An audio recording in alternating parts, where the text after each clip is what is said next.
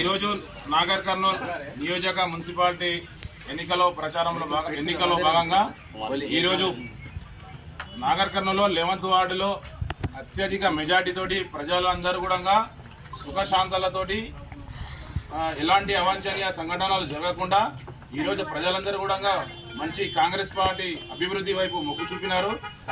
కాంగ్రెస్ పార్టీకే ఓటు వేసి గెలిపిస్తామని ప్రజలందరిగా ముందు వచ్చి అభివృద్ధిని చూసి ముందు వచ్చి వాళ్ళు స్వచ్ఛందంగా వచ్చి ఓటు వేయడం జరిగింది.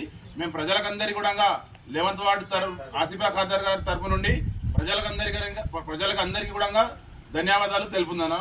జై కాంగ్రెస్.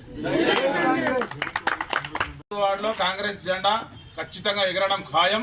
అత్యధిక మెజార్టీ తోటి 24 వార్డులలో ఇదే వార్డు అత్యధిక మెజార్టీ తోటి గెలవబోతున్నారు. కాబట్టి ప్రజలందరికీ మా తరపు నుండి ధన్యవాదాలు. జై కాంగ్రెస్. జై కాంగ్రెస్. గుర్తుకి అందరికీ నమస్కారం. మేము కాంగ్రెస్ పార్టీ అభ్యర్థిగా 11వ వార్డుకు నిలవడం జరిగింది. అప్పటి నుంచి వార్డులో ప్రచారంలో తిరిగినప్పుడు ఎలాంటి సంపద మాకు ప్రజల నుంచి వచ్చిందో, స్పందన వచ్చిందో, ఈరోజు పోలింగ్ 11వ తారీఖు రోజు పోలింగ్లో కూడా ప్రజలు వాళ్ళు చెప్పినట్టే ఎంతో స్వేచ్ఛగా ఓటేసి, అది కూడా కాంగ్రెస్ వైపు ఓటేసి మమ్మల్ని ఆశీర్వదించారు.